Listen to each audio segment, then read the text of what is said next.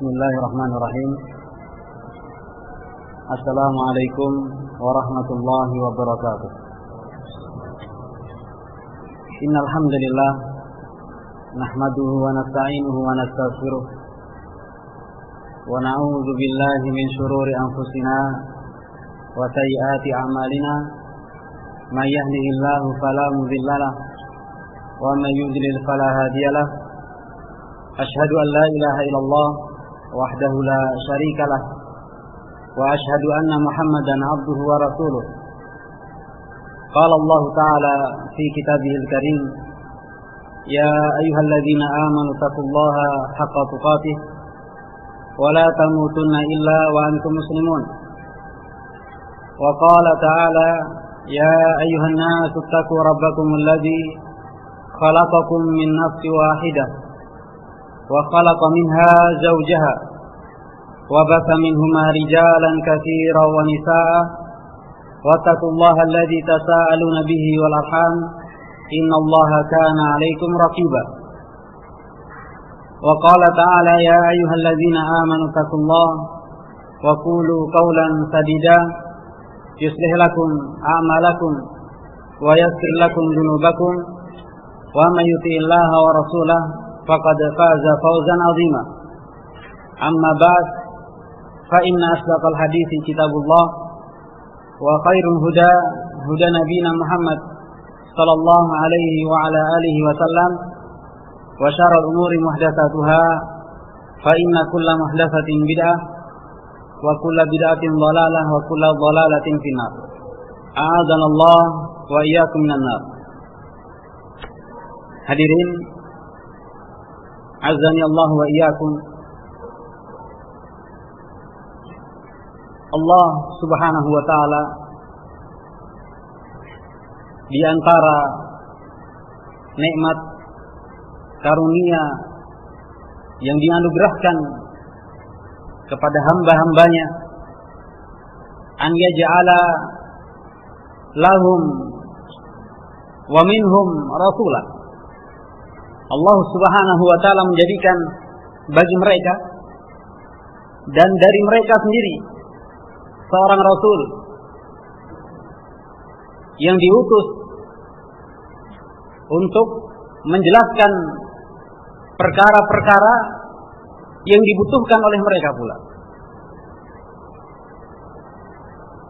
Rasul yang diutus Allah Subhanahu wa ta'ala dan sebagai pilihan dari sekian manusia yang lainnya, ini menunjukkan kenikmatan yang besar. Rusulan mubasysyirin wa mundzirin li'alla yakuna, mereka adalah para rasul sebagai mubasyir dan munzir, sebagai pemberi kabar gembira dan sekaligus sebagai pemberi peringatan. Kabar gembira bagi orang-orang yang mau tunduk beriman kepada Allah Subhanahu wa ta'ala dan kepada Rasulnya, dan sebagai munzir, pemberi peringatan bagi orang-orang yang ingkar kepada Allah dan kepada Rasulnya. Dan yang demikian ini agar mereka tidak ada lagi hujjah, tidak ada lagi argumen untuk menentang Allah Subhanahu wa ta'ala pada hari kiamat. Dengan diutusnya para rasul, di antara tujuannya agar apa? Agar manusia tidak ada lagi hujjah, argumen untuk menentang Allah Subhanahu wa ta'ala, untuk protes kepada Allah Subhanahu wa ta'ala. Bagaimana hal ini? Hal ini ditunjukkan sebagaimana beliau sallallahu alaihi wasallam suatu ketika berkata kepada para sahabatnya dengan isyarat, mengisyaratkan, masali wa masalukum, permisalan saya bersama kalian itu sebagaimana seseorang auqadanara, yang menyalakan api. Permisalan saya dan kalian itu seperti halnya seseorang yang menyalakan api. Kemudian kalian seperti halnya apa? seperti halnya serangga. Seperti halnya serangga. Jadi beliau seperti halnya orang menyalakan api di malam hari. Kemudian kalian seperti serangga. Serangga itu kalau di tengah malam dia akan berusaha mendatangi apa? Cahaya. Akan berusaha mendatangi cahaya. Nah, dan mereka tidak bisa membedakan mana itu cahaya yang bermanfaat bagi mereka dan mana cahaya yang memudaratkan mereka. Dan api ini adalah cahaya yang memudaratkan, membahayakan mereka. Maka aku mencegah setiap orang dari kalian, mencegah agar tidak terjatuh di dalam api tersebut. Setelah dinyalakan, mencegah. Nah, walakinnakum tasallatuna alayya. Tetapi kalian sendiri yang apa? Melepaskan diri dari saya. Mencoba melepaskan diri dari saya sehingga terjatuh di dalam api tersebut. Nah, ini di antara nikmat yang besar yang Allah Subhanahu wa taala anugerahkan kepada manusia. Kemudian pada diri seorang rasul tentunya memiliki sifat-sifat yang melebihi orang selain rasul tersebut. Mereka memiliki keutamaan yang tidak dimiliki oleh seorang pun selain dari al-anbiya wal mursalin, para nabi dan para rasul. Olehnya Rasul sallallahu alaihi wasallam beliau menyatakan, "Asyadul bala'i al-anbiya." Orang yang paling besar, yang paling keras ujiannya adalah al-anbiya. Adalah al-anbiya. Tsummal amsal fal amsal. Kemudian orang yang tingkat keimanannya semisal dan semisalnya, artinya di bawahnya terus seperti itu. Dan demikian pula Allah Subhanahu wa taala menguji tiap hamba dengan ujian yang setingkat dengan keimanannya. Tidak akan mungkin Allah Subhanahu wa taala memberikan ujian yang besar kepada seorang hamba yang lemah keimanannya. Semakin tinggi keimanan seseorang, maka semakin tinggi pula ujian yang Allah berikan. Ini di antara keadilannya Allah. Dan semakin ia lemah keimanannya, maka ujiannya semakin ringan. Ujiannya semakin ringan. Nah, nikmat Allah yang besar yang dilimpahkan kepada hamba-hambanya. Hadirin rahimani wa rahimakumullah, sehingga kalau kita membaca kisahnya para rasul, kisahnya para nabi, kita akan terheran-heran dengan semua ujian yang mereka mampu lewati satu persatu dan semuanya lolos dengan baiknya. Misalnya Nuh alaihissalam, Nuh alaihissalam dinamakan dengan Nuh likasrati, karena banyaknya apa? Ini terlalu banyak menangis. Beliau orang yang paling banyak menangis. Nuh, sehingga disebut Nuh karena sedikit-sedikit nangis. Kenapa sebabnya? Karena takutnya ia kepada Allah Subhanahu wa taala. Ujiannya luar biasa. Ujiannya luar biasa yang tidak terbayangkan kalau itu menimpa di antara kita. Tidak akan mampu kita memikulnya. Tapi beliau mampu memikulnya. Alaihissalam. Kemudian Ibrahim misalnya, sampai ditakdirkan bagi beliau alaihi salatu wassalam dengan disiksanya, dibakar dengan api ketika kaumnya pergi beserta rajanya, termasuk bapaknya Azar, untuk keperluan berburu. Kemudian Ibrahim diajak, mari ikut kami. Maka ia mengatakan, ini sakim, saya sedang sakit, minta uzur, tidak bisa ikut bersama pasukan. Setelah mereka pergi, maka Ibrahim alaihissalam datang ke ma'badnya mereka, tempat ibadahnya mereka, lalu menghancurkan seluruh berhala yang ada di sana. Illa akbaruha, kecuali yang paling besar dari al-awthan, dari berhala-berhala tersebut. Dan kapak yang beliau gunakan untuk menghancurkan sekian berhala dikalungkan di leher berhala yang paling besar, dikalungkan. ketika mereka datang dalam kisah yang panjang terjadi perbincangan siapa yang melakukan hal ini kepada Tuhan kita, maka seorang mengatakan, di sana ada seorang fata yuqalu lahu Ibrahim, namanya Ibrahim, barangkali dia karena selama dia yang paling beda sendiri, yang lainnya seperti kita, dia lainnya sendiri. Maka Ibrahim didatangkan, ditanya dalam kisah yang panjang, dia menjawab, bal fa'alahu kabiruhum hadza. Bahkan yang melakukan ini Tuhan yang paling besar ini, yang kalian tuhankan ini, yang paling besar ini. Kenapa? Karena dia iri kan, melihat mosok yang disembah banyak, sedangkan dia yang paling besar. Dia iri, mestinya ini yang disembah. Karena ia tidak terima, maka yang kecil dia hancurkan semuanya. Buktinya apa? Kapaknya terkalungkan di lehernya. Berarti dia. Maka mereka mengatakan, tidak akan mungkin, karena ini hanya sebuah batu. Tidak akan mungkin untuk melakukan, menghancurkan sekian berhala yang lain. Maka Ibrahim mengingatkan bahasa terjemahan bebasnya, sesuatu yang la yantik, yang tidak bisa berbicara, tidak bisa mendengar, kemudian kalian ibadahi. Maka mereka pun terdiam. Dan muncul kekufurannya kembali.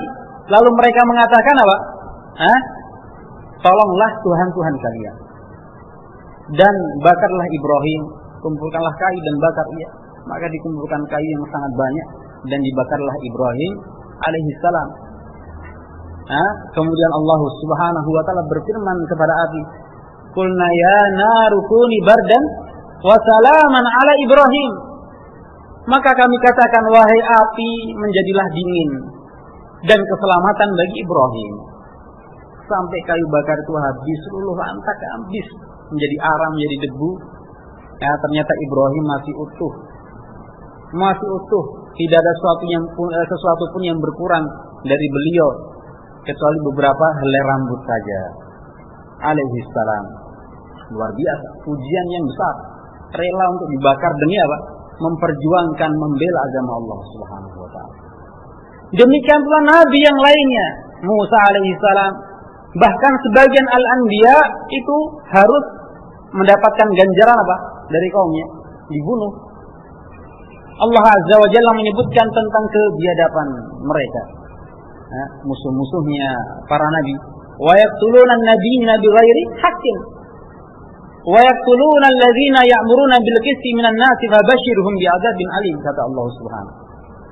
Dan mereka di antara perbuatan dosanya membunuh sekian para anbiya, bukan hanya seorang nabi ya, para anbiya, para nabi, bukan hanya satu, tapi lebih dari satu, banyak yang mereka bunuh.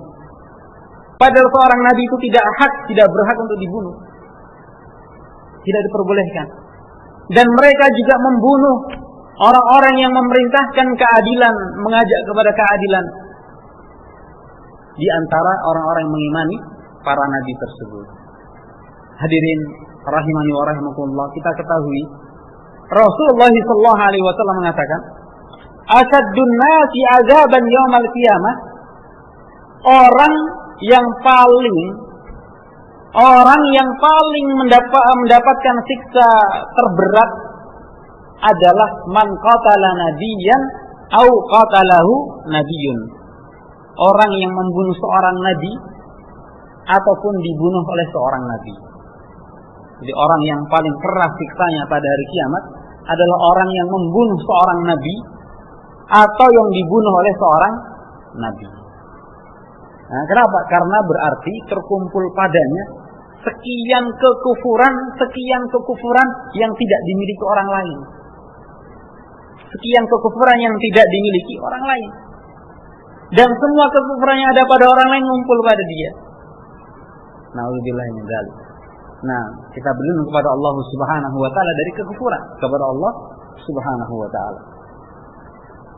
Di antara nabi yang berhasil mereka bunuh adalah kerabatnya Nabiullah Isa bin Maryam alaihi wassalam, yaitu Yahya bin Zakaria.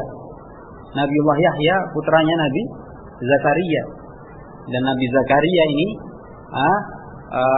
pamannya Nabi Isa, masih kerabat dekat di antara keturunannya Imran, Alu Imran, keluarganya Imran. Di saat Isa dan Yahya ini seumuran, beliau berdua, tetapi Yahya lebih dulu diangkat menjadi nabi, duluan Yahya daripada Isa ya. Jadi Yahya dulu diangkat menjadi nabi dan rasul, kemudian baru Isa.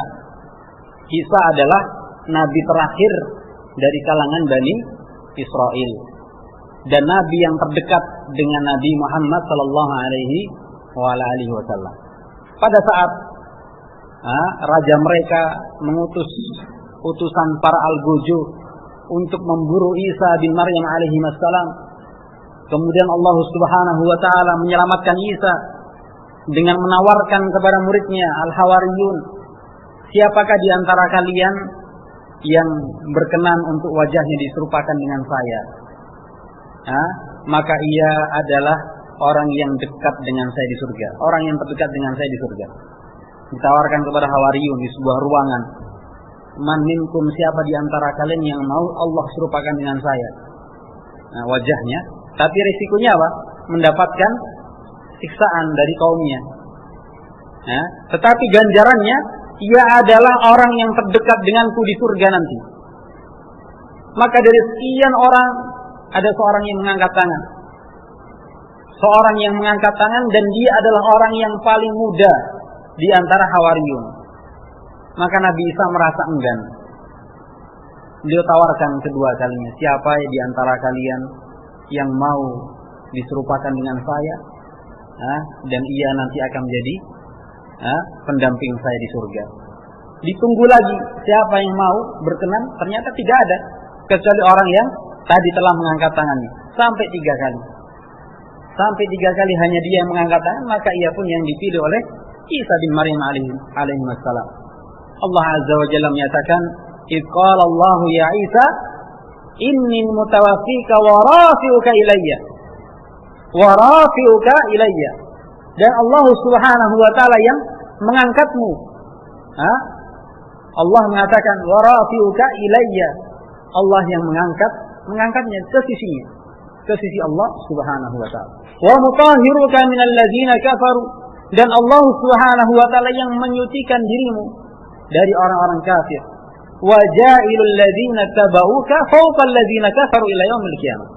Dan Allah Subhanahu wa taala yang menjadikan pengikut-pengikutmu Hawariyin, Ansarullah, pembelanya agama Allah Subhanahu, di atas orang-orang kafir pada hari kiamat.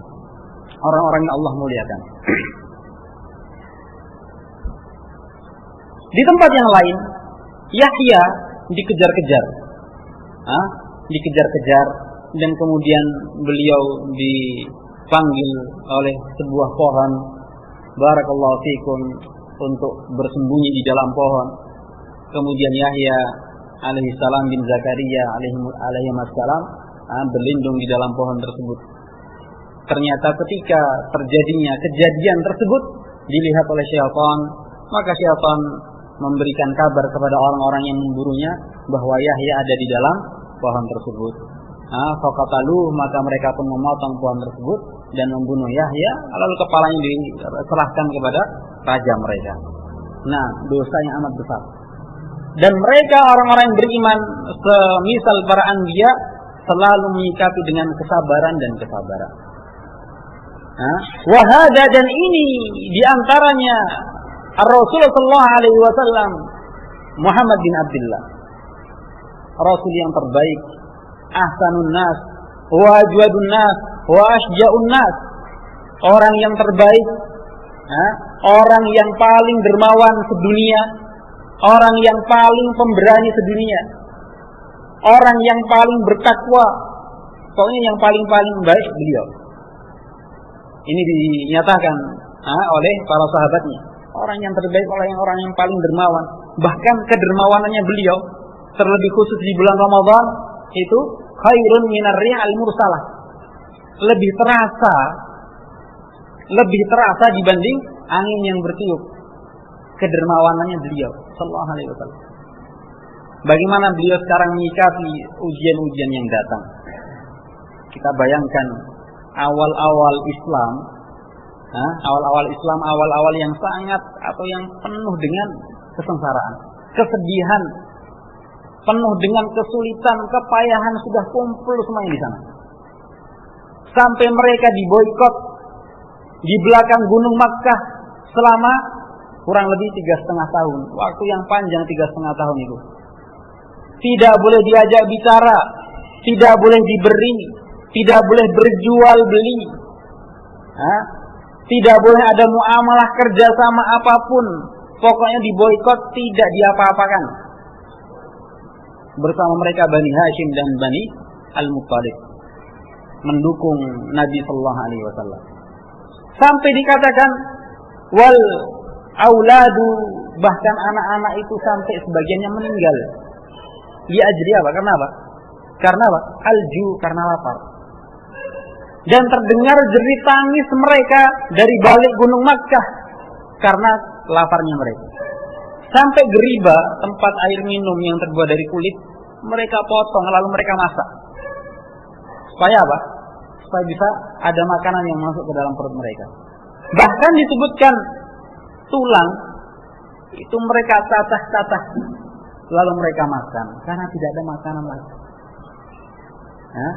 Tetapi mereka dengan ujian yang sedemikian dahsyatnya rela bersabar dengan kesabaran yang pahit rasanya. Sebagaimana penamaan sabar, demi iman dan ketakwaan kepada Allah Subhanahu wa taala. Ini kita diajari, dicontohkan oleh beliau sallallahu alaihi wasallam bagaimana menyikapi kehidupan dunia ini. Bagaimana kita menghadapi kehidupan dunia ini dengan contoh yang besar pula. Untuk menjadi manusia yang besar pula. Kalau kita sebagian besarnya mungkin merasakan yang namanya lapar di siang hari, paling Ramadan aja. Merasakan lapar di siang hari, Ramadan, lapar. Itu pun bukan karena ada makanan, bukannya karena tidak ada makanan, tapi karena puasa. Yang nanti kita sudah terpikir apa? Nanti maghrib juga makannya enak-enak, ya kan? Ada risol, ada ayam goreng, ada macam-macam lah, ya kan? Minumnya ada es teh, sirup, timun suri, komplit sudah. Bayangannya lezat. Tetapi mereka berpuasa karena tidak ada makanan, melebihi siapapun. Mereka berpuasa itu bukan hanya ketika Allah mewajibkan mereka berpuasa, tetapi keadaan-keadaan yang tidak mengharuskan mereka berpuasa, tetapi harus mereka berpuasa karena tidak ada makanan. Terkadang dia pulang ke rumahnya, puasa ala, beliau bertanya kepada keluarganya, hal indakum al-ghada, apakah kalian punya makanan siang hari ini? Faida ajabu, kalau mereka menjawab tidak ada, maka beliau mengatakan idzan asumu al-yauma, kalau begitu saya berpuasa hari ini. Sama berarti keluarganya ikut puasa, tidak ada makanan. Luar biasa. Kalau kita bayangkan kesabaran kita yang tidak bisa dibandingkan lah. Malu kalau mau nyebut kesabaran kita. Sampai malu, masa kayak gini disebut sabar. Tapi ya memang kenyataannya kalau kita seperti ini. Ya, katakanlah baru kehabisan gas saja untuk masak itu sudah marah-marah. Kalau sampai pemerintah terlambat nyetok gasnya 1 hari, itu sudah demo. Sudah melakukan banyak kemungkaran dan kemungkaran hanya karena gas tidak ada 1 hari. Kenapa? Karena ya hari ini tidak bisa makan. Karena tidak ada gas. Apa pakai kayu apa? Apalagi kota metropolitan seperti ini pakai kayu sudah nggak ada. Demo. Barakallahu fiikum. Ya, itu karena tingkat keimanan yang tidak ada apa-apanya dengan mereka. Tingkat keimanan yang tidak ada apa-apanya dengan mereka. Hadirin rahmani wa rahimakumullah. Maka demikian bulan Ramadan yang Allah Subhanahu wa taala mewajibkan kita berpuasa.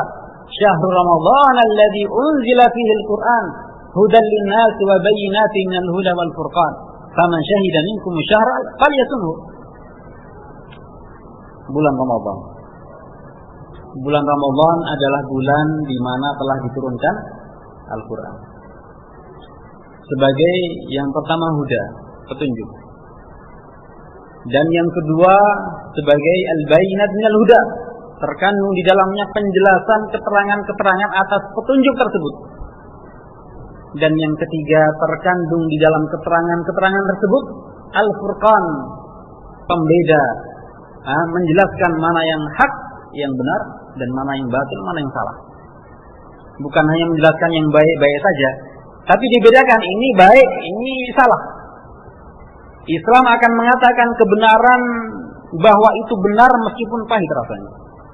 Islam akan mengatakan itu kesalahan dan kebatilan adalah batil, salah, meskipun pahit pula rasanya.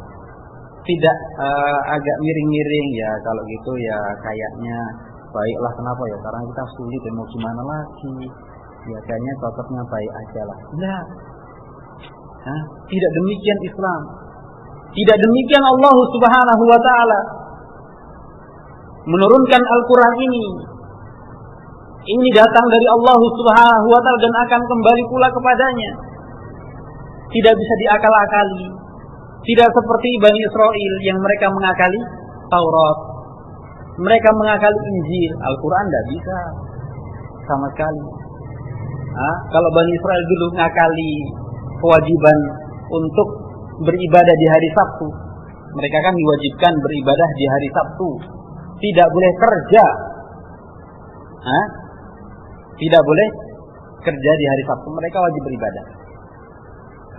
Kemudian mereka melanggar kewajiban ini hanya karena sebab ikan. Hanya karena sebab ikan. Maksudnya bagaimana? Maksudnya kebetulan Bani Israel itu adalah pecinta ikan, suka makan ikan mereka. Mereka kan tinggalnya di sawahil, di pinggir pantai. Mereka suka sekali sama ikan. Tetapi sayangnya ikan itu mau datang kalau hari Sabtu. Kalau hari Ahad sampai Jumat jadwalnya nggak datang. Jadi ikan punya jadwal minggir kalau hari Sabtu aja. Sedangkan kalau hari Sabtu mereka tidak boleh nangkap ikan, wajib untuk beribadah, wajib untuk beribadah kepada Allah Subhanahu, tidak boleh nangkap ikannya. Mereka ngakali, mencoba untuk bagaimana supaya bisa tetap dapat ikan. Akhirnya mereka di pinggir pantai mereka buat lubang-lubang yang besar, lubang-lubang yang besar yang sudah disiapkan. Ketika datang hari Sabtu, maka ikan itu kan banyak sekali datang masuk ke lubang tersebut. Kalau sudah masuk ke lubang tersebut, ikan tidak bisa keluar lagi. Mereka buat semacam alat, sudah masuk tidak bisa keluar lagi. Mereka panennya nanti kalau hari Ahad. Kalau hari Ahad baru mereka panen ikan-ikan tersebut. Maka kemudian Nabi di antara mereka menerangkan bahwa Allah Subhanahu wa ta'ala mengharamkan, tidak boleh. Mereka berkilah, kami kan mengambilnya hari Ahad bukan hari Sabtu. Maka diingatkan kepada mereka, kalian mengambil itu hari Ahad, tapi kalian menangkapnya hari apa? Hari Sabtu. Meninggalkan alat itu sudah sama saja menangkap. Kalian menangkapnya pada hari Sabtu. Lalu mereka pun akhirnya barakallahu fikum dibiarkan oleh sebagian kaum yang lain, oleh sebagian Bani Israil yang taat kepada Allah Subhanahu wa ta'ala, dibiarkan masing-masing cuek dengan yang satu sibuk dengan ibadahnya sendiri, tidak mau ngurusi perbuatan orang, yang satu sudah sibuk dengan kemaksiatannya sendiri, tidak mau juga memperdulikan nasihat orang lain. Maka Allah Subhanahu wa ta'ala mengazab mereka menjadi apa? Qiradatan khasi'in, kera-kera yang amat buruk. Menjadi kera-kera yang amat buruk, dan mereka hanya berumur 3 hari setelah Allah Subhanahu wa ta'ala mengubah wajah tubuh mereka menjadi qiradah, menjadi kera. Hadirin rahimani wa rahimakumullah, maka demikianlah Al-Qur'an. Al-Qur'an yang Allah Subhanahu wa ta'ala turunkan tidak akan bisa disamakan dengan yang lainnya. Demikian pula Al-Quran tidak bisa diakali, sebagaimana yang lainnya. Allah Subhanahu wa taala yang menurunkan dan yang menjaganya. Allah Azza wa Jalla yang menurunkan syariat ini dan Allah yang menjaganya. Dan ini semua diturunkan pada bulan Ramadan. Syahrul Ramadan. Pada bulan Ramadan. Bulan di mana pertama kali Nabi sallallahu alaihi wasallam diangkat menjadi seorang nabi dengan diturunkannya surat Al-Alaq 5 ayat yang pertama. Al-A'la ya. Sabbih isma rabbikal Al-Alaq maksud saya ya. Nah, kemudian barakallahu fikum, Rasulullah sallallahu alaihi wasallam pun juga mencontohkan kepada kita budi pekerti seorang yang terbaik di antara manusia yang lain. Sehingga dikisahkan di sana tentang Khalid bin Walid radhiyallahu ta'ala anhu ketika terjadi perang Yarmuk. Perang Yarmuk adalah peperangan yang terjadi antara kaum muslimin melawan orang-orang Romawi. Melawan orang-orang Romawi. Waktu itu jumlah muslimin adalah 30.000 orang. Lebih kurang. 30.000 orang, kemudian jumlah orang kafir, orang-orang Romawi lebih kurang 200.000. Nah, jumlahnya sangat jauh berbeda.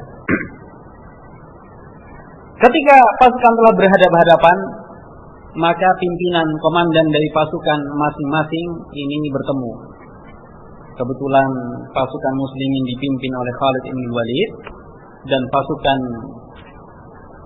dari orang Romawi dipimpin oleh seorang yang bernama Jad bertemu di tengah di antara dua pasukan besar. Lalu terjadi perbincangan di antara mereka berdua. Terjadi perbincangan di antara mereka berdua. Perbincangannya tentang Islam. Dia mengingatkan, bukankah kalian dulu wahai orang-orang Arab, orang yang demikian dan demikian, orang yang liar, datang ke negeri kami dengan meminta lalu kami beri kalian pulang. Tapi kalian menjadi seperti ini. Apa penyebabnya? Maka Khalid menjelaskan, ya kami dulu demikian. Fa arsalallahu ilaina rasula min qaumina wa min jaldatina. Allah kemudian utus seorang rasul dari jenis kami, dari orang yang sama kulitnya dengan kami, artinya sama-sama manusia. Fa na'rifuhu nasabahu, kami tahu nasabnya, kami tahu kepribadiannya, semuanya tahu bagaimana siapa orang ini. Fa amanna, maka kami pun beriman. Maka kami pun beriman. Kemudian Allah Subhanahu wa taala memerintahkan kami ini itu dan seterusnya. Kemudian sang komandan dari orang Romawi ini merasa terheran-heran dengan ungkapannya Khalid bin Walid. Sampai sudah nampak wajah yang berbeda dengan wajah ketika ia bertemu tadi. Dilihat oleh Khalid ini sepertinya wajahnya sudah berbeda. Kemudian ia bertanya, bagaimana orang yang terbunuh di antara kalian? Maka Khalid menjelaskan, orang yang terbunuh di antara kami dalam memperjuangkan kalimat Allah, maka tempatnya di surga. Kalau ia terbunuh syahid, dan tempatnya di surganya Allah Subhanahu wa taala yang sifatnya demikian dan demikian. Maka kemudian sang komandan bertanya, bagaimana dengan orang yang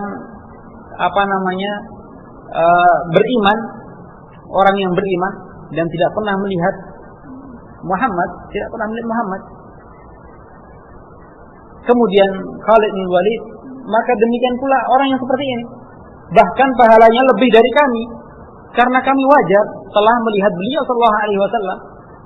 Sedangkan orang yang tidak melihatnya, ia beriman dalam keadaan belum pernah melihat beliau, maka pahalanya lebih besar, kata Khalid. Lalu orang ini bertanya, bagaimana cara seorang di antara kalian hendak masuk Islam? Maka Khalid memahami bahwa orang ini hendak masuk Islam. Maka diajak ke tendanya. Fatal bina. Marilah bersama saya datang ke tendanya, lalu diajari tata cara masuk Islam sampai dia benar-benar telah masuk Islam. Salat 2 rakaat. Salatnya orang yang baru masuk Islam bersama Khalid jamaah, dan kemudian kembali ke pasukan. Cuman sudah beda. Kalau tadi dia datang dari pasukan Romawi, sekarang dia berbaris dengan pasukan Muslimin. Maka orang-orang Romawi pasukannya bingung. ini Pak Komandan kok jadinya di sana? Kita datang sama-sama dari sana, tapi sekarang malah berhadapan dengan kita. Maka mereka pun mentalnya hancur. Mentalnya hancur. Bayangkan komandannya, pimpinannya yang selama ini ditaati mau menyerang musuh, sekarang jadi musuhnya. Pada saat yang sedang dibutuhkan, pada saat yang penuh ketakutan, pada saat semua orang membutuhkan apa? Pemimpin. Pada saat yang sangat-sangat genting-gentingnya. Bayangkan. Kita tidak terbayang sampai mau membayangkan sudah tidak terbayang. Hancur mental mereka. Sehingga yang ada di benak mereka ini lari, pokoknya harus lari, tidak mau perang. Tapi akhirnya terjadi benar peperangan di antara mereka, dan kemudian barakallahu fikum, setiap 10 orang di antara mereka dirantai. Jadi setiap 10 orang dirantai, 10 orang dirantai. Infanterinya semua demikian. Kemudian 80.000 orang pasukan berkuda terpaksa melarikan diri, dan sama muslimin dibiarkan lari. Kebetulan waktu itu tempatnya mereka ini terkepung dengan bukit, sehingga tidak bisa lari ke belakang. Kalau mau lari harus menerjang pasukannya. Muslimin sama muslimin dibuka barisan sehingga mereka lari, dibiarkan lari, sudah lari aja. Setelah lari ditutup lagi, sisa 120.000 orang. Sisa 120.000 orang sudah mereka bertempur dengan mudahnya.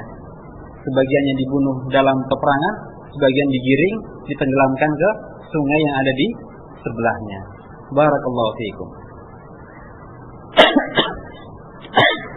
Hadirin rahimani wa rahimakumullah, maka demikianlah barakallahu fiikum seseorang yang mendapatkan taufik dan hidayah dari Allah Subhanahu wa taala. Orang ini belum pernah berbuat kebaikan kecuali hanya apa? Syahadatnya, 2 salat yang dia kerjakan, kemudian al-jihadu fi sabilillah. Al-jihadu fi sabilillah. Bulan Ramadan, kita kembali kepada pembahasan bulan Ramadan yang diturunkan padanya Al-Quran sebagai petunjuk bagi manusia. Kemudian setelah penyebutan kalimat ini, Allah Subhanahu wa taala menyebutkan kewajiban apa yang harus kita kerjakan ketika bertemu dengan Ramadan. Faman syahida minkum syahra falyasumhu. Barang siapa di antara kalian bertemu dengan Ramadan, maka hendaknya ia berpuasa. Disebutkan amalan yang besar. Tidak disebutkan di sana sholat, zakat, tapi yang disebutkan adalah puasa, khusus untuk puasa. Ibadah yang sirriyah, ibadah rahasia. Puasa itu ibadah rahasia. Berbeda dengan sholat. Kalau sholat itu nampak. Dari rumah pergi ke masjid kelihatan kita sholat. Tapi kalau puasa tidak terlihat. Mungkin kita akan berbicara dengan seseorang, bicara setiap hari, ngobrol, tidak tahu kalau dia sedang berpuasa. Kita kira dia tidak puasa, ternyata sedang berpuasa. Atau sebaliknya, kita bertemu dengan orang yang mengaku berpuasa, ternyata tidak berpuasa. Dia ngaku, ya saya sedang puasa. Padahal di rumahnya dia sarapannya nasi uduk, ikan goreng, enak sekali. Tapi kalau di luar dia sambil maaf saya sedang puasa. Barakallahu fiikum. Tidak nampak dari zahir orang ini. Nah, ketika kita melihat tentang kewajiban puasa Ramadan, kita tidak akan lari pandangannya dari siapa? Dari Ar-Rasul sallallahu alaihi wasallam dan para sahabatnya. Bagaimana kehidupan mereka? Tidak akan lari dari mereka. Bagaimana kita mau lari dari mereka? Sedangkan mereka adalah orang yang terbaik dalam menyikapi waktu, dalam menyikapi ibadah apapun, termasuk waktu Ramadan dan ibadah-ibadah yang ada di bulan Ramadan. Mereka tidak akan pernah kaget dengan ibadah-ibadah di bulan Ramadan, karena itu adalah ibadah yang selalu mereka kerjakan. Kita mungkin dalam setahun bisa dihitung yang namanya qiyamul lail, salat malam. bisa dihitung berapa yang kita kerjakan. Kebanyakan kita lah. Dan saya yakin sebagian kita tentunya banyak yang mengerjakan qiyamul lail. Tetapi kita akan rajin mengerjakannya ketika bulan Ramadan yang dinamakan salat tarawih. Yang dinamakan salat tarawih sama dengan qiyamul lail. Salat tarawih sama dengan qiyamul lail. Jenis ibadahnya. Sedangkan para sahabat dan ala ra'isihim yang dipimpin oleh Rasul sallallahu alaihi wasallam, yang namanya qiyamul lail ini sudah setiap hari mereka kerjakan. Tidak pernah mereka tinggalkan. Tidak pernah mereka tinggal. Sampai suatu ketika terjadi kisah antara Salman Al-Farisi bersama Abu Darda. Salman Al-Farisi bersama Abu Darda. Dulu waktu zaman hijrah dari Makkah hijrah ke Madinah,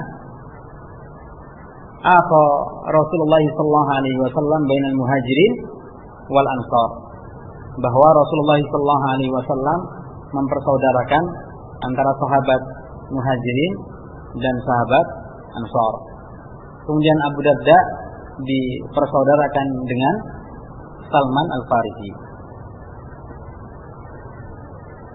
Ketika telah berlalu waktu yang sangat lama, Rasulullah telah meninggal sallallahu alaihi wasallam. Salman tinggal di negeri yang jauh. Maka ia menemui berkunjung ke tempat orang yang ia cintai, yaitu Abu Darda. Ketika bertemu dengan Abu Darda, sebelum bertemu ternyata di luar rumahnya ada istrinya yang memakai pakaian yang sangat kumal, yaitu Ummu Darda radhiyallahu taala anha, dengan hijabnya yang kumal. Maka Salman bertanya, apa yang terjadi denganmu? Artinya kok seperti ini? Begitu. Kata Ummu Darda, hada akhuka la yurid ad-dunya. Ini saudara kamu, maksudnya suaminya, dia tidak suka dunia. Maksudnya apa? Tidak cinta sama istrinya, tidak mengurusi kehidupan dunianya. Maka kemudian Salman Al-Farisi menemui Abu Darda. Abu Darda radhiyallahu taala anhu segera menyiapkan apa? Menyiapkan suguhan, karena ada tamu kan, orang yang ia cinta diberikan suguhan untuk dimakan. Kemudian Abu Darda mengatakan, "Kul, makanlah." Lalu Salman mengatakan, "Anta kul ma'i, makanlah bersama saya." "Anta sha'id, ana sha'id." Kata Abu Darda, "Saya sedang berpuasa." "Saya sedang berpuasa." Kata Salman, "Wallahi la kul hatta ta'kul." Demi Allah saya tidak akan makan kecuali kamu ikut makan sama saya. Artinya puasanya kamu batalkan. Puasa sunnah ini ya. Kamu batalkan, kamu harus makan bersama saya. Maka Abu Darda pun ikut makan. Kenapa? Karena Salman telah menyebut nama Allah Subhanahu wa taala. Ikut makan berdua. Sampai datang waktu malam, mereka tidur berdampingan. Abu Darda bangun di waktu yang masih sangat istilahnya belum malam. Mau bangun sama Salman dicegah. La takut. Tidurlah. Karena sekarang belum waktunya bangun. Karena Abu Darda yang minta Salman menghormati kan, akhirnya dia tidur lagi Abu Darda. Tidak berapa lama bangun lagi, hendak qiyamul lail. Kata Salman, jangan bangun, tidur lagi. Sampai berulang-ulang, sampai kemudian pada waktunya Abu Darda hendak bangun, kata Salman, al-an, sekarang marilah kita bangun. Lalu mereka berdua salat menegakkan qiyamul lail. Setelah itu Salman Al-Farisi radhiyallahu taala anhu berkata kepada Abu Darda radhiyallahu taala anhu, "Ya Abu Darda, wahai Abu Darda, fa inna li nafsika 'alaika haqqun." Sesungguhnya pada dirimu itu ada hak. Jadi dirimu itu punya hak atas dirimu sendiri. Wa li zaujika 'alaika haqqun, dan istrimu punya hak atasmu. Istrimu punya hak atasmu. Fa'ti kulladzi haqqin haqqahu. Maka letakkanlah masing-masing hak itu pada tempatnya. Tadi saya salah berbicara, dan itu waktu itu masih ada Rasulullah sallallahu alaihi wasallam. Kemudian Salman Al-Farisi menceritakan hal ini kepada Rasulullah sallallahu alaihi wasallam, "Ya Rasulullah," dia ceritakan, terjadi antara saya dengan Abu Darda demikian, lalu aku katakan demikian. Kata Rasul sallallahu alaihi wasallam, "Shadaqa Salman." Salman telah benar. Salman telah benar. Baik. Ini menunjukkan bahwa para sahabat adalah orang-orang yang selalu melazimi dirinya dengan ibadah, dengan amalan-amalan saleh. Selalu melazimi diri-diri mereka dengan amalan-amalan saleh, bil akhlak al-karimah, dengan akhlak yang mulia, akhlak yang terpuji. Sampai kita tidak terbayangkan akhlak demikian istimewanya. Beliau sallallahu alaihi wasallam beserta para sahabatnya radhiyallahu taala anhum ajmain. Hadirin rahimani wa rahimakumullah, di antaranya yang mengisahkan tentang keadaan An-Nabi sallallahu alaihi wasallam, mungkin sebagian orang akan bertanya tentang keadaan beliau yang kalau kita dengar kok sepertinya kasihan. Ya, sepertinya kasihan. Kurang hartanya. Sampai Aisyah mengatakan, "Kunna alu Muhammadin sallallahu alaihi wasallam mararna bihilalin thumma hilal." Kami melewati satu hilal, kemudian hilal berikutnya, kemudian hilal berikutnya. Salah satu ahillah, sudah 3 hilal, 2 bulan maksudnya. Manukidu binarin li ta'amin. Kami tidak pernah menyalakan tungku.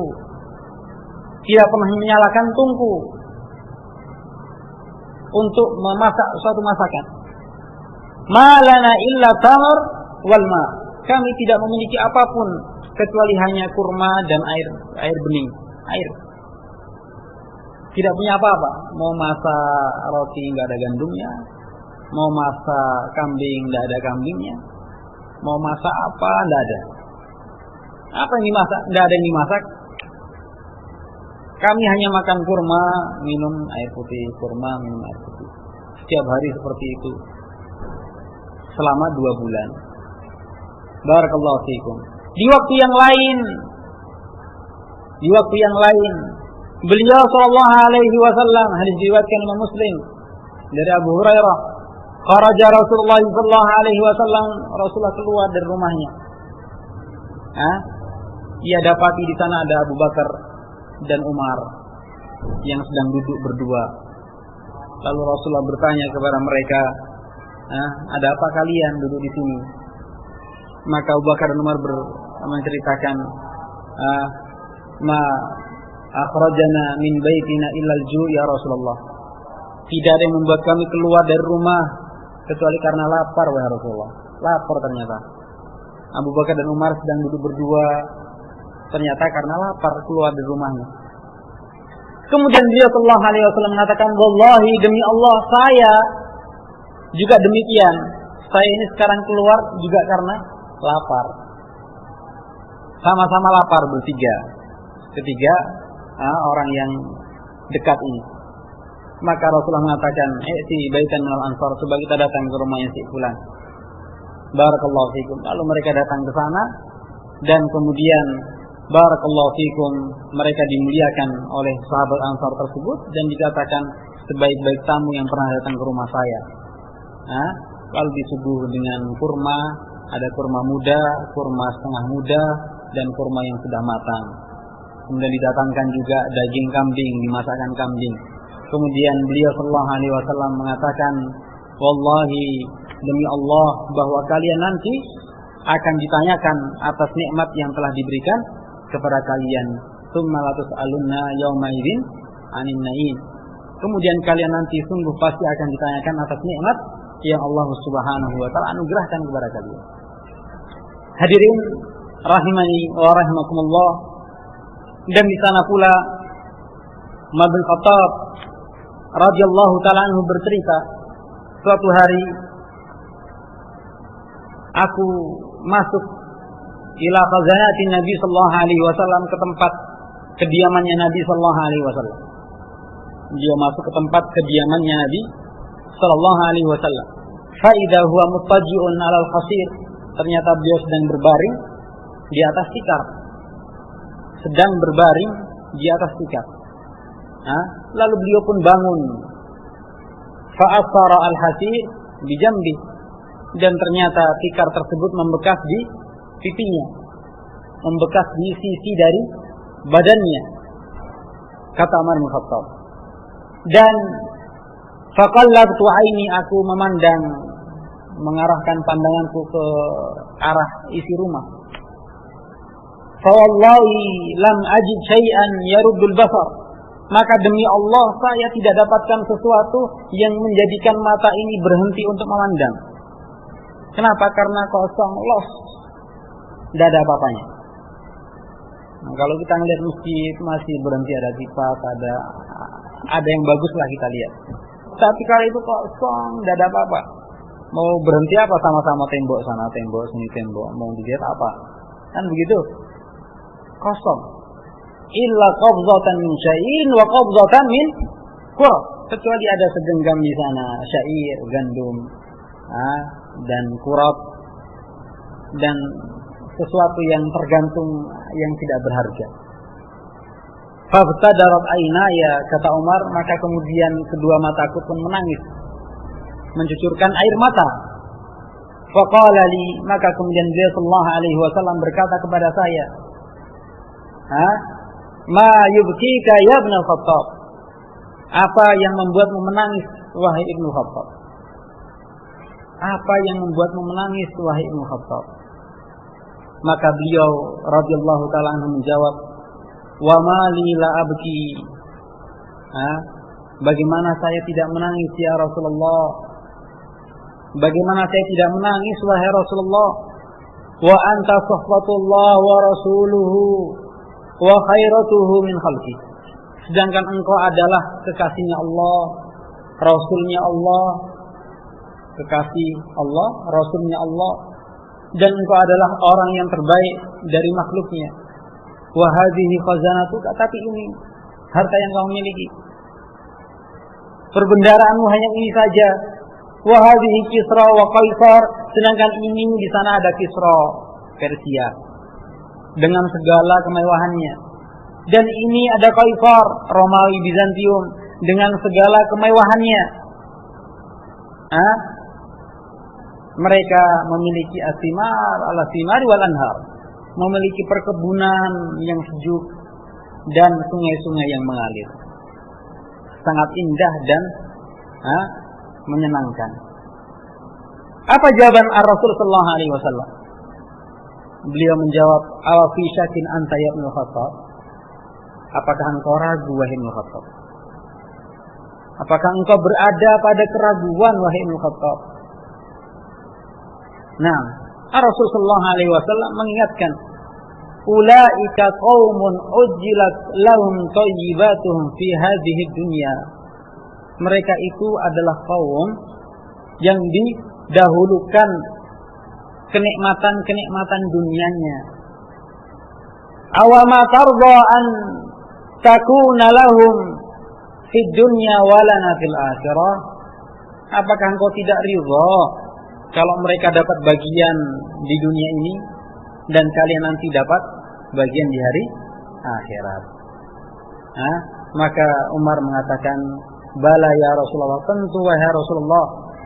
Maka beliau menjawab sallallahu alaihi wasallam, fahmadillahi azza wa jalla. Kalau demikian hendaknya engkau memuji Allah, alhamdulillah.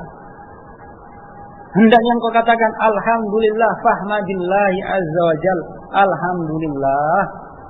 Istilahnya ya segini-segini alhamdulillah. Maka Umar mengatakan astagfirullah, aku mohon ampun kepada Allah subhanahu wa ta'ala. Ini contoh dari mereka. Ini contoh dari mereka. Bagaimana dalam kehidupan dunia ini disambut dengan kesabaran, disambut dengan syukur yang besar atas nikmat-nikmat Allah subhanahu wa ta'ala. Sekecil apapun nikmat yang kita rasakan menurut kita kecil ya, yang sesungguhnya itu besar di sisi Allah. Sesungguhnya itu datangnya dari siapa? Dari Allah subhanahu wa ta'ala. Maka Allah subhanahu wa ta'ala merahmati seseorang yang razaqallah, Allah memberikan rezeki kepadanya dalam bentuk apa? Qanaah. Dalam bentuk qanaah, merasa cukup dengan nikmat Allah. Bersyukur dengan nikmat Allah sekecil apapun nikmat yang ia rasakan. Nah, Allah merahmati orang yang demikian. Bersyukur dapat qanaah, merasa qanaah. Wa man yusabbirullah, barang siapa yang berusaha menyabarkan dirinya, Allah Subhanahu akan jadikan ia orang yang sabar. Allah akan jadikan ia orang yang sabar. Maka di antara barakallahu fikum contoh akhlak sifat dari Ar-Rasul sallallahu alaihi wasallam adalah merasa cukup dengan nikmat Allah Subhanahu. Dan ini sangat terkait erat dengan yang namanya apa? Asyam, puasa. Terlebih khusus Ramadan, kaitannya sangat erat. Bagaimana Allah Subhanahu wa taala menjadikan satu bulan khusus dari 12 bulan yang ada sebagai bentuk apa? Pendidikan untuk kita, madrasah untuk kita. Ketika Ramadan kita dididik bagaimana supaya bisa menjadi orang yang sabar. Bagaimana supaya bisa menjaga lisan kita, menjaga telinga kita, pendengaran kita, menjaga tangan kita, menjaga apa yang kita miliki dari badan ini, dan dari hati yang ada dari kalbu yang ada di dalam jiwa kita, dilatih di bulan Ramadan. Supaya apa? Supaya menjadi orang yang bertakwa. Orang yang bertakwa, orang yang menjaga lisannya, menjaga tangannya, dan menjaga kalbunya. Orang yang bertakwa kepada Allah Subhanahu wa taala. Bagaimana Allah mendidik kita? Berarti Ramadan itu bulan yang istimewa. Setiap satu tahun kita ini disaring di bulan Ramadan, dibersihkan. Terus masuk ke bulan setelahnya, datang lagi Ramadan, dibersihkan lagi. Nikmat yang besar dari Allah Subhanahu agar kita bertaubat kepadanya, agar kita kembali hanya kepada Allah Subhanahu wa taala. Dan Allah sangat gembira. Di antara sifat Allah, Allah gembira dengan taubat seorang hamba. Al-Imam Muslim menyebutkan dalam sahihnya, Allahu, demi Allah, sesungguhnya Allah Subhanahu wa taala lebih bergembira dibanding seorang hamba yang bergembira. Nah, lallahu asyaddu farahan, Allah lebih sangat bergembira dibanding hambanya yang bergembira. Maksudnya hamba bergembira gimana? Maksudnya rajulun, ada seseorang fi ardin falatin, di sebuah tanah yang tandus kering, ya kan, padang pasir kering tandus, tidak ada apa-apa di sana. Ma'ahu rahilatuhu, dia mengendarai sebuah kendaraan tunggangan. Kemudian dia berjalan dengan tunggangannya. Kemudian di satu tempat ia istirahat, berhenti, tertidur dia. Dan di atas kendaraannya, tunggangannya itu ada apa? Ada ta'amuhu, ada makannya, ada syarabuhu, ada minumannya, ada perbekalan, semua ada di sana. Ia tertidur. Fastaiqadha, kemudian ia bangun. Setelah ia bangun, setelah orang ini bangun, ternyata apa? Rahilahnya, tunggangnya hilang, tidak tahu kemana. Maka ia sangat bersedih.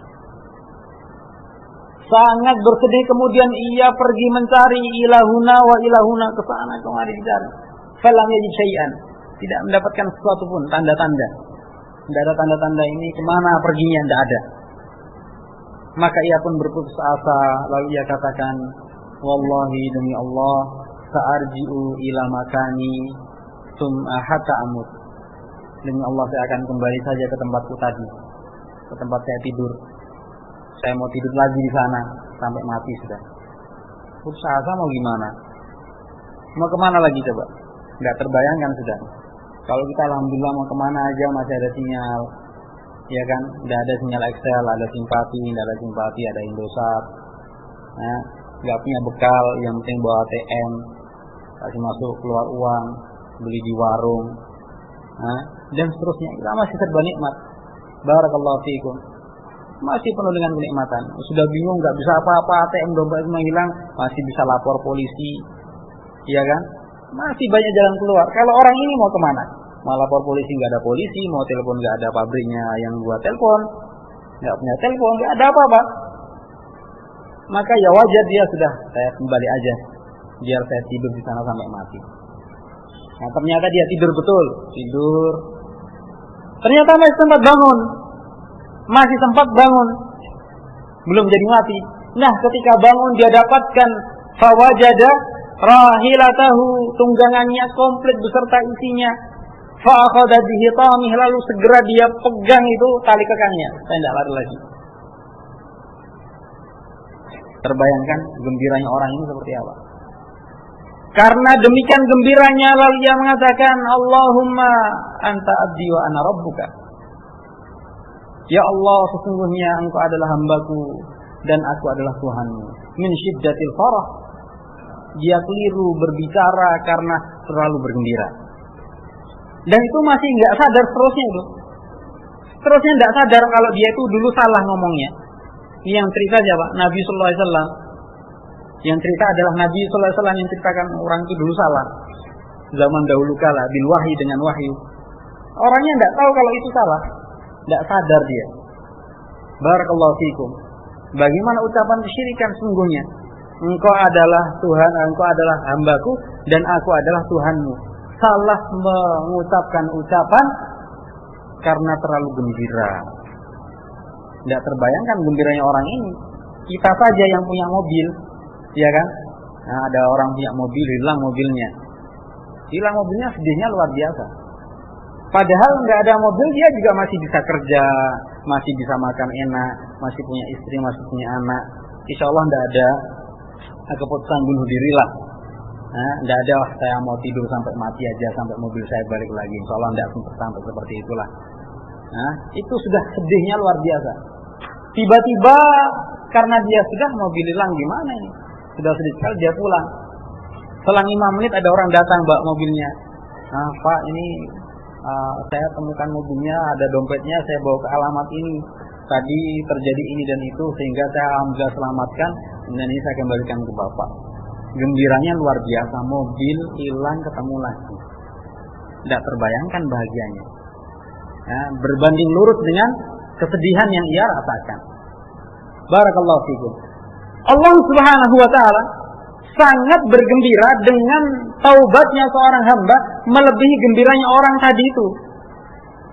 Setiap orang yang bertaubat kepada Allah, setiap orang bertaubat lagi kepada Allah, Allah bergembira dengan taubat hamba ini. Bergembira. Si fulan bertaubat, si fulan bertaubat. Dengan kemuliaan yaliku bijalali. Jangan bayangkan gembiranya kayak apa. Kemudian setelah Allah gembira itu harus seperti apa, tidak perlu. Kita tidak punya kebutuhan. Itu adalah kemuliaan Allah Subhanahu wa taala. Kita tidak ada keperluan menanyakan. Tapi keperluan kita adalah ditanyakan nanti tentang keadaan kita. La yus'alu amma yaf'alu wa hum yus'alun. Allah tidak ditanya atas apa yang dikerjakan, tetapi kita yang akan ditanya. Hadirin rahimani wa rahmatullah, bulan Ramadan yang terhampar padanya ampunan Allah Subhanahu wa taala. Terhampar padanya ampunan Allah Subhanahu wa taala. Jangan kita sia-siakan. Jangan kita sia-siakan. Allah itu Maha Pengampun. Allah itu Maha Pengampun. Sempat ada sebuah pertanyaan, bagaimana dengan seseorang yang ia melakukan beberapa kemungkaran ketika ia sedang berpuasa. Ketika ia sedang berpuasa, kemudian ia katakan, oh, saya melakukan kemungkaran ini, saya melakukan kemungkaran itu pada hari ini. Kalau gitu saya percuma puasanya. Kenapa percuma? Karena Nabi mengatakan bahwasanya man lam yada qaula zur wal amal bihi falaysa lillahi alaihi hajah fi ayyada ta'amahu wa syarabahu. Allah tidak butuh orang yang barang siapa yang tidak meninggalkan ucapan dosa, perbuatan dosa, dusta termasuk di dalamnya, maka Allah tidak butuh puasanya yang ia tinggalkan makan dan minumnya. Kalau gitu puasa saya hari ini percuma. Karena percuma sudahlah saya batal aja. Saya tak makan aja. Besok saya mau puasa lagi, tak mau saya niati benar-benar biar puasa saya betul-betul sah. Tidak seperti puasa hari ini. Percuma saya puasa hari ini. Ternyata besok dia ulangi lagi sama. Wah, hari ini juga percuma. Saya terpaksa saya harus berdusta. Sudah pokoknya. Besok lagi dia ternyata mengulangi lagi. Dia katakan ucapan yang sama. Apakah hal ini dibenarkan? Barakallahu fikum. Ucapan dia kalau gitu percuma puasa saya. Nggak dapat apa-apa, cuma dapat lapar sama haus saja. Terus apa jawabannya? Barakallahu fikum. Bahwa perlu kita ketahui sesungguhnya Allah Subhanahu wa ta'ala itu Maha Pengampun, Al-Ghafur Ar-Rahim. Dan Allah Subhanahu wa ta'ala mengharamkan yang namanya berputus asa. Bahkan di antara dosa besar adalah berputus asa dari rahmatnya Allah Subhanahu wa ta'ala. Allah Azza wa Jalla menyatakan, la tayasu min rauhillah, jangan kalian berputus asa dari rahmat Allah Subhanahu wa ta'ala. Nah, barang siapa yang berputus asa dari rahmatnya Allah, apa? Faulaika, maka mereka termasuk orang-orang yang merugi. Orang-orang yang merugi. Terus bagaimana? Terus kalau engkau melakukan dosa ketika sedang berpuasa, ya segera bertaubat. Segera kamu bertaubat kepada Allah Subhanahu wa ta'ala dan sempurnakan puasamu. Maka Allah Azza wa Jalla akan membersihkan dosa-dosamu. Fa inna al-maghfirah, dikarenakan ampunan itu apa? Menghapuskan dosa. Dosa kamu sudah dianggap tidak ada. Kamu lanjutkan puasanya. Dan tentunya taubat yang ia lakukan benar-benar taubat yang memenuhi syarat diterimanya taubat. Bukan taubat main-main. Bertaubat kepada Allah Subhanahu, lalu ia lanjutkan puasanya, maka mudah-mudahan puasa yang ia kerjakan adalah puasa seorang yang sempurna dalam puasanya. Puasanya sempurna. Jangan katakan percuma, jangan putus asa. Sekarang kalau kamu tahu itu dosa, bertaubat kepada Allah. Kamu tinggalkan dan kamu ganti dengan amalan saleh pada hari tersebut.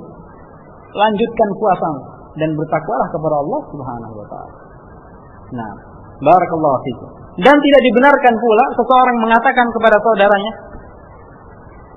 ketika melihat saudaranya melakukan kemungkaran, ia katakan, kamu percuma juga puasa kamu ini. Nah, kamu puasa tapi kayak gini, nggak sah puasamu. Sudah nggak usah puasa aja. Barakallahu fikum. Maka orang yang mengucapkan ucapan ini juga terjatuh pada dosa yang tidak jauh berbeda dengan orang tersebut, atau bahkan lebih besar.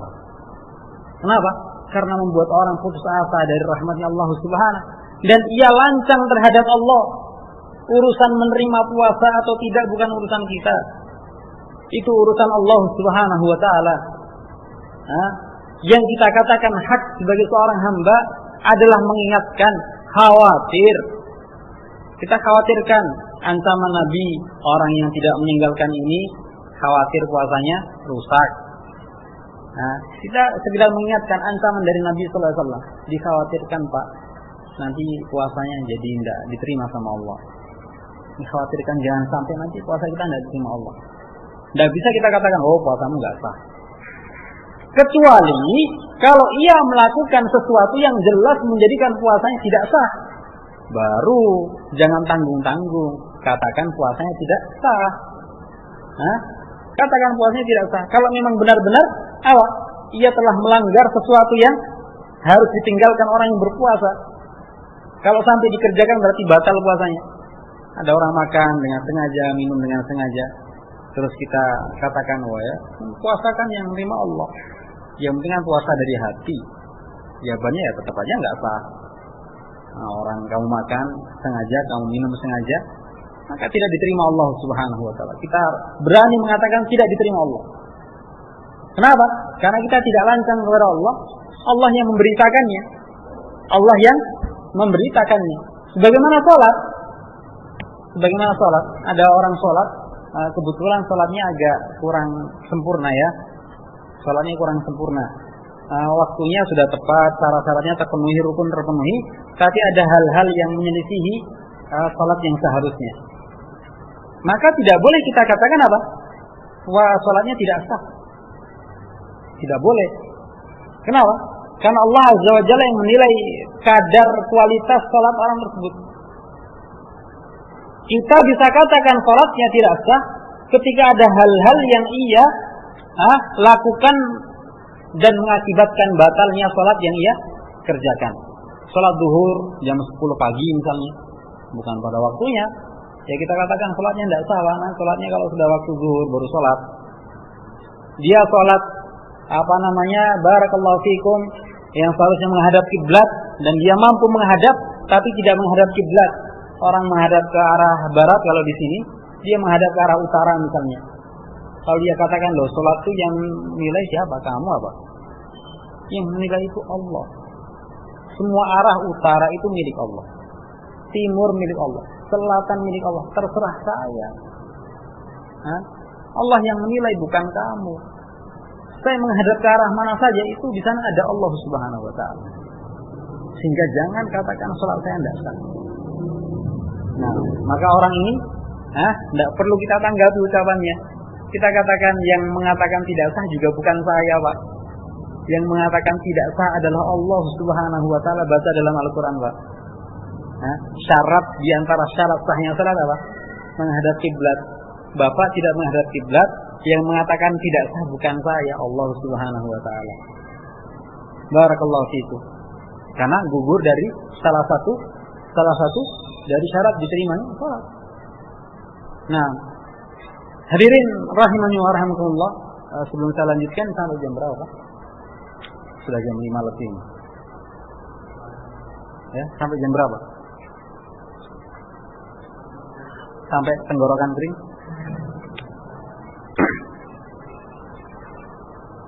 Kita tadi mulai jam 4. Sekarang sudah jam 5 lebih 5. Atau ada ramah tamah?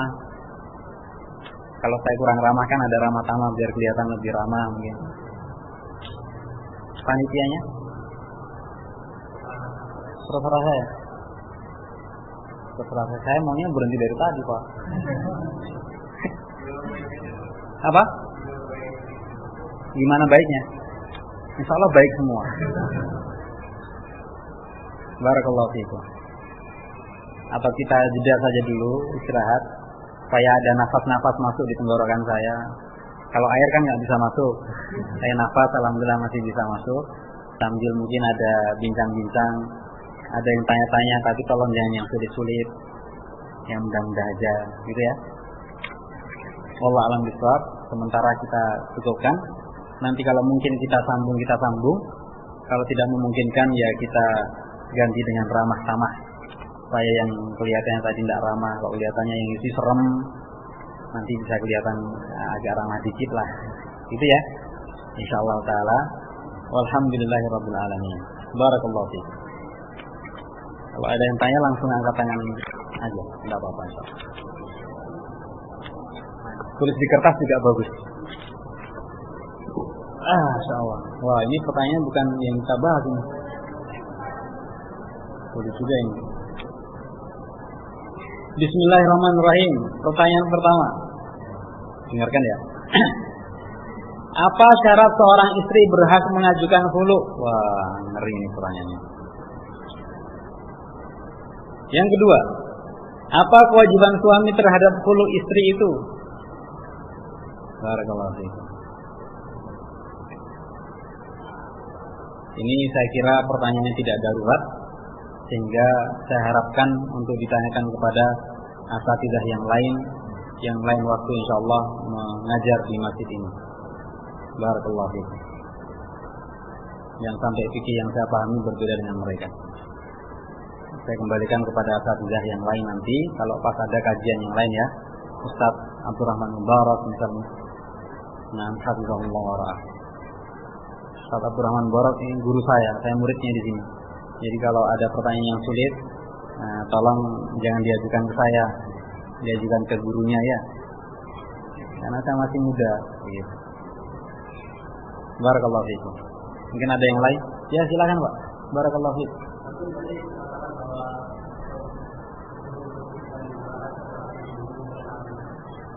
Iya.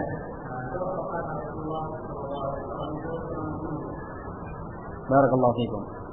Beliau sallallahu alaihi wasallam seumur hidupnya pernah membunuh satu kali. Sekali pertama dan terakhir. Nah, beliau hadir dalam peperangan berapa kali? Banyak sekali ya. Beliau perang itu banyak sekali. Tapi setiap perang tidak pernah membunuh. Beliau membunuh hanya satu kali dengan tangannya. Tapi kalau memerintahkan untuk membunuh sering. Bunuh si fulan dibunuh, si fulan dibunuh. Itu sering. Tetapi orang yang dibunuh dengan tangannya beliau sendiri itu hanya satu kali. Sallallahu alaihi wasallam. Namanya saya lupa. Dan kejadian perang apa juga saya lupa. Nah, itu namanya anak muda itu gampang lupa sudah. Sekali beliau sallallahu alaihi wasallam membunuh. Tapi kalau perang saya tambah sedikit. Adapun kalau dalam peperangan dikisahkan oleh para sahabat, wa kana asja'un nas, beliau adalah orang yang paling pemberani. Dan orang yang paling dekat dengan orang kafir ketika hari pertempuran adalah beliau sallallahu alaihi wasallam. Jadi kalau yang lain belum maju, beliau sudah maju. Makanya waktu perang Hunain kan pasukannya banyak ya. Kebetulan ketika mereka hendak menaiki gunung, ternyata pasukan Taif itu sudah memenuhi gunung itu, siap dengan anak panahnya. Ketika hendak mendaki, ternyata dihujani anak panah banyak sekali. Maka pasukan muslimin lari kocar-kacir ke sana kemari. Yang tidak lari hanya Rasulullah SAW dan beberapa sahabat. Lari itu ada dua jenis. Lari dari pertempuran, ini sebagian orang-orang yang baru masuk Islam. Yang kedua, lari menyelamatkan diri, berteduh. Istilahnya bukan berteduh dari hujan. Istilahnya melindungi dari apa? Anak panah. Jadi lari bukan lari, tapi lari untuk melindungi diri. Sebagian lari memang lari pergi, yang baru-baru masuk Islam itu. Barakallahu fiikum. Nah, sebagian lari menyelamatkan diri.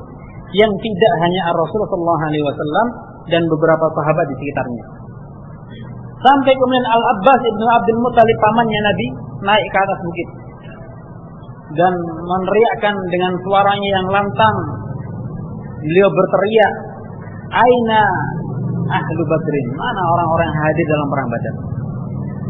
"Wa aina ashabu syajarah?" Mana orang-orang yang dulu berbaiat di bawah pohon?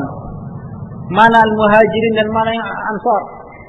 Ketika para sahabat dengar suaranya Abbas, kok nggak ada yang, mereka nggak lari. Akhirnya mereka berbalik arah.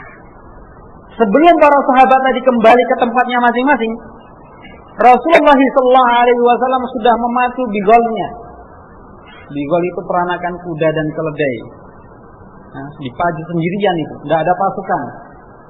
Bayangkan maju sendirian, melawan pasukan yang sudah siap dengan anak panahnya. Sambil memegang apa? Menggenggam pasir. Dipaju, al-ana. Sekarang waktunya berperang. Kalau tadi itu bukan perang. Tadi kan nggak siap, sekarang baru siap. Padahal sendirian. Al-ana. Sekarang baru yang namanya perang. Maka Abbas pamannya beliau segera memegang apa? Tali kekangnya, bigol tersebut supaya tidak lari. Dia dianjurkan oleh Abbas untuk menunggu pasukan dulu, jangan perang sendirian maksudnya. Suruh nunggu pasukan. Sambil beliau melemparkan pasir tersebut ke arah pasukan Bani Fai, orang-orang Taif. Dan pasir-pasir tersebut dengan izin Allah Subhanahu wa taala mengenai kepala-kepala mereka. Padahal kalau secara hitungan akal nggak bakalan nyampe. Mereka tinggi jauh, Rasulullah di bawah dan kena semua. Diusap ada pasirnya, bekas lemparannya Rasulullah SAW. Orang yang sangat memberani. Beliau sallallahu alaihi wa ala alihi wasallam. Tadi salat tarawih ya. Boleh di rumah. Pertanyaannya boleh di rumah atau berjamaah di masjid? Ya? Harusnya. Berarti beda. Kalau tadi boleh, sekarang harusnya. Karena jawabannya beda.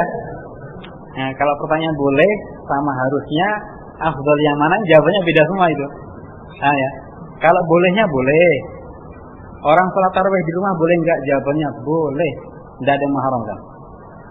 Sholat tarawih di rumah boleh. Nah, kalau pertanyaan harusnya bagaimana? Harusnya adalah berjamaah. Harusnya adalah berjamaah. Sebagaimana hal ini dilakukan oleh Rasul sallallahu alaihi wasallam meskipun dalam waktu yang singkat, yang mana beliau khawatirkan apa? Orang menganggap sholat tarawih itu wajib. Lalu beliau tinggalkan dan tidak pernah beliau kerjakan lagi secara berjamaah.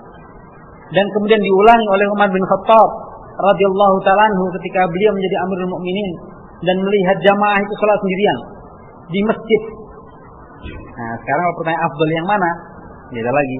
Sholat sendirian di rumah sama sholat sendirian di masjid. Jawabannya lebih afdal sholat sendirian di masjid. Tapi kalau jamaah sama sendirian, afdal yang mana? Afdal yang jamaah. Sehingga Umar beliau mengatakan seandainya aku mengumpulkan mereka ala imamin wahid, dengan satu imam. Lalu beliau pun kerjakan. Nah, dikumpulkan seluruh para sahabat, lalu menjadi seorang imam, mengangkat seorang imam di antara mereka mengimami jamaah. Dan ini adalah yang paling afdal, salat berjamaah, salat tarawih berjamaah di masjid. Salat tarawih berjamaah di masjid. Nah, kalau pertanyaan boleh enggak salat sendirian di masjid? Boleh. Boleh sendirian salat di rumah? Boleh. Tapi yang afdal berjamaah. Wallahu a'lam bishawab.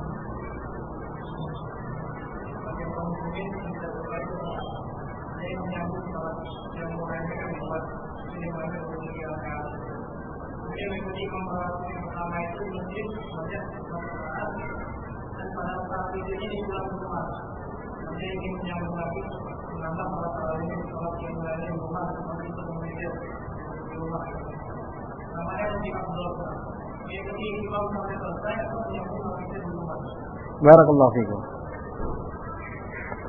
Sebenarnya jawaban ini telah dijawab oleh sekian banyak ulama dengan jawaban yang semisal bahwa afdal, yang paling afdal dia selesaikan salatnya bersama jamaah. Nah, yang paling afdal dia selesaikan salatnya bersama jamaah. Nah, paham ya? Selesaikan. Meskipun bukan di akhir waktu. Misalnya di masjid diadakannya habis isya, kan bukan waktu yang paling afdal. Yang paling afdal kan di sepertiga malam terakhir. Dia ingin salatnya nanti sepertiga malam terakhir. Maka jawabannya lebih afdal dia salat berjamaah meskipun di awal waktu sampai selesainya jamaah. Dalilnya apa buktinya? Buktinya adalah ketika Umar tadi mengumpulkan para sahabatnya. Jamaah tidak ada yang bubar. Paham ya? Jamaah itu tidak bubar sendiri-sendiri tinggal imam salat sendirian, enggak.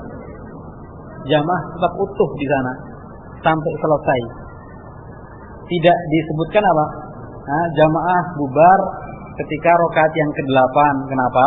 Karena mereka malamnya mau nyambung salat sepertiga malam terakhir, sehingga yang salat tinggal imamnya. Begitu? Enggak ya? Barakallahu fikum. Sehingga yang paling afdal dia salat berjamaah bersama jamaah wallahu a'lam bishawab.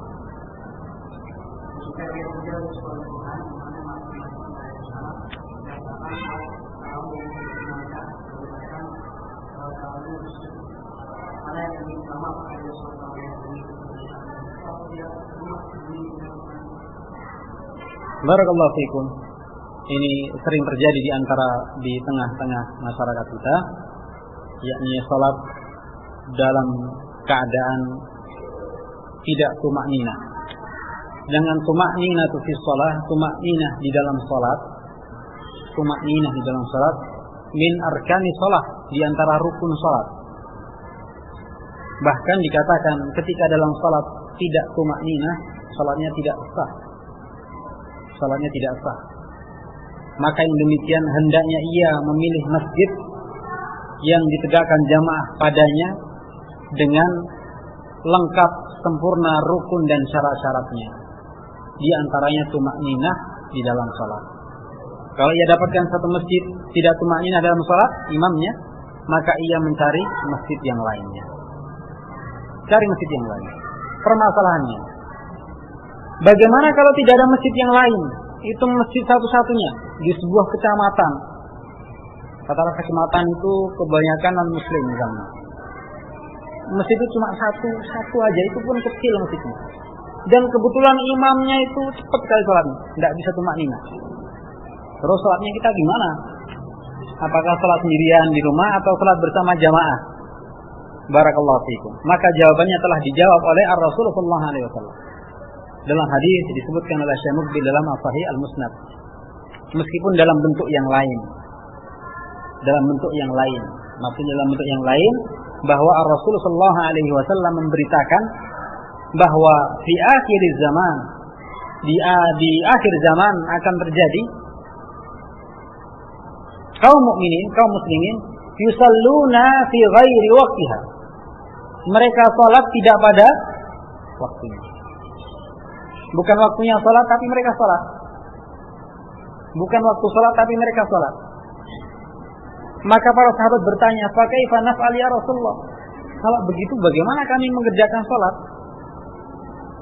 Apa maksudnya salat sendirian di rumah nunggu waktu masuk atau gimana? Kata beliau sallallahu alaihi wasallam, "Shallu ma'ahum." Salatlah kalian bersama mereka. Salatlah kalian bersama mereka. Kemudian setelah salat engkau kembali ke rumahmu dan engkau ulangi lagi salatmu. Nah, ini pentingnya jamaah. Pentingnya jamaah meskipun salatnya jelas ini salat tidak sah. Kita tahu sedang salat ini sudah salat tidak sah ini. Belum waktunya salat kok salat. Tapi petunjuk Nabi memerintahkan tetap salat sama mereka. Itu keadaannya kita sudah tidak bisa negur sudah. Lain halnya kita sebagai takmir masjid tahu sah, salatnya belum masuk. Ya kita punya kuasa. Ini belum masuk waktu salat. Nanti azannya kalau sudah masih jam 11 pagi, 11 siang sudah zuhur. Nanti nunggu jam 12. Punya kuasa. Ini sudah tidak bisa apa-apa dia. Mau menasihati tidak bisa, mau menegur pokoknya sudah tidak bisa sama sekali. Maka ya dia ikut jamaah. Meskipun tahu dia tidak sah salatnya. Lalu dia ulangi salatnya ketika sudah masuk waktu. Barakallahu fiikum. Nah, sekarang kita dapatkan satu tempat tadi sudah mengenaskan.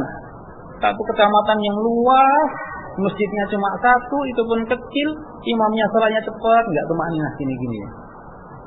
Maka kita ikut apa? Ikut berjamaah. Kita ikut berjamaah dan kita ulangi nanti di rumah. Barakallahu fiikum. Tapi kalau masih ada masjid yang lain, cari masjid yang lain. Cari masjid yang lain kalau itu memungkinkan. Kalau itu memungkinkan, barakallahu fiikum. Wallahu a'lam bishawab. Itu berkenaan dengan salat wajib. Adapun dengan salat sunnah, maka tidak mengapa kita tidak bersama jamaah dan ia salat di rumahnya. Adapun salat wajib, maka ia tetap salat di tempat tersebut bersama imam, bersama jamaah dan ia ulangi salatnya. Adapun salat sunnah, salat tarawih misalnya, maka kalau tidak ada masjid yang lain kecuali hanya masjid itu, boleh dia kerjakan di rumahnya sendiri dan ini yang lebih afdal. Wallahu a'lam bishawab. Hadzal ladzi a'lam. Ini yang saya ketahui.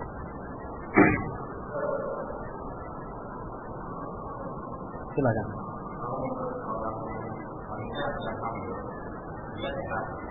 Tapi dilakukan menyangkut mengenainya. Bolehkah dia tahu di waktu yang lain? Namanya berbuka tapi yang lain atau bukan itu nantinya minggu atau apa yang tadi dengan atau dia boleh lihat dia saja. Ya. Di sana ada perbedaan pendapat di kalangan orang-orang alim, orang-orang yang mengetahui ilmu dari Al-Quran dan Sunnah, yang sebagian mereka karena tidak adanya dalil yang jelas yang menyebutkan orang hamil itu harus bayar fidyah atau boleh atau dia harus mengqadha di hari yang lain. Maka ada perbedaan pendapat. Sebagian mengatakan bahwa ia mengqadha dan ini setahu saya kebanyakan para ulama menyatakannya dia mengqadha puasanya. Kenapa? Karena dikiaskan dengan orang yang marid, orang yang sakit. Dan pada dasarnya orang yang mengqadha, bagi orang yang hamil mengqadha, tidak ada batasan apakah sampai pada tahun setelahnya. Nah, jadi tidak dibatasi. Tidak dibatasi misalnya, oh nanti sampai tahun berikutnya gimana? Ternyata belum bisa. Maka bahkan Syekh Shalih Al-Fauzan dan yang lain mengatakan bahkan 5 sini meskipun 5 tahun. Meskipun 5 tahun. Kenapa? Li ajri al-uzur. Karena adanya uzur. Karena adanya uzur. Tetapi sebagian ulama mengatakan boleh ia membayar fidyah, yakni memberi makan ta'am miskinan, memberi makan seorang miskin. Wallahu a'lam bishawab. Kalau saya pribadi lebih condong kepada pendapat untuk mengqadha puasanya di hari yang lainnya. Wallahu a'lam bishawab. Untuk jawaban lebih dari itu saya tidak bisa menjawab. Saya hanya bisa menukilkan. 5 menit lagi saya berikan waktu.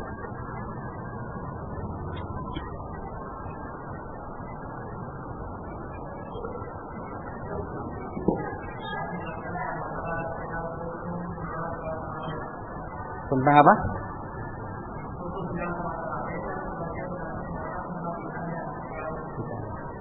Yang mengatakan siapa? Ada seorang syekh mungkin. Oh, Ustaz, bukan syekh tadi. Wallahu a'lam bishawab, saya belum pernah mendengar ada fatwa dari kalangan ulama yang membid'ahkan kultum, atau kultum itu kan bahasa kita ya, bahasa lebih ilmiahnya yakni ta'lim qabla tarawih. Saya belum pernah dapatkan ada fatwa yang membid'ahkan bahwa kultum atau ta'lim sebelum tarawih, belum pernah saya dapatkan. Barakallahu fiikum. Seandainya ada yang mengatakan bid'ah, maka perlu ditanyakan apa dalilnya atau hujjah yang menguatkan. Barakallahu fiikum. Saya belum pernah dapatkan. Kecuali kalau yang dimaksudkan adalah bahwa taklim atau kultum sebelum tarawih ini menjadi suatu ibadah yang tersendiri pokoknya. Kalau ditinggalkan ini dosa misalnya, atau enggak pantas. Maka ini dikhawatirkan terjatuh pada bid'ah. Tapi kalau orang hanya menganggap sebagai pelengkap bulan Ramadan kita sebelum tarawih, dan hati sedang bersih lah istilahnya, tadi habis berbuka puasa ini mau beribadah lagi, ada siraman rohani, hanya sekedar itu, maka yang demikian sulit mau dikatakan bid'ah. Tidak ada alasan. Kita tidak ada alasan yang pertama. Yang kedua, belum pernah kita dapatkan ulama yang mengharamkan, yakni membid'ahkan. Belum pernah saya dapatkan.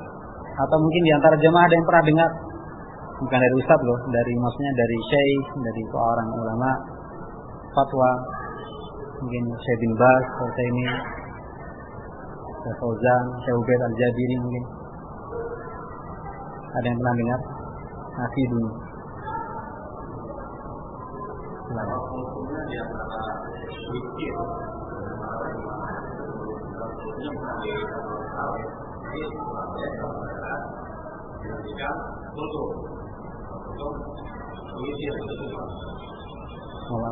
Ini kalau ini sulit, baru sekali saya dapat pertanyaan ini. Oh begitu. Saya belum pernah dapat pertanyaan ini. Wallahu a'lam bishawab, saya tidak tahu jawabannya. Mungkin ada yang pernah dengar, ada yang pernah jawab, saya tidak tahu jawabannya.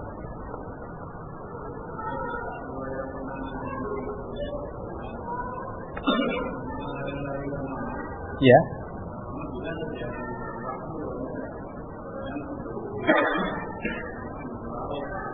Yang kultum tadi, itu untuk menghindari pengkhususan.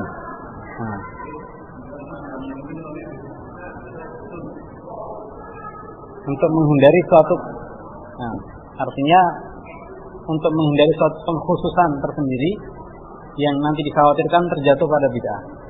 Tapi kalau untuk memutlakkan itu yang tidak ada jawaban. Jazakallah khairan. Ada tambahan tadi dari Ustaz nukilan dari Ustaz Muhammad Aswad. Hafizahullah wa ra'ah. Saya cukupkan. Subhanallah bihamdik, asyhadu an la ilaha illa anta, astaghfiruka wa atubu ilaik. Wassalamualaikum warahmatullahi wabarakatuh.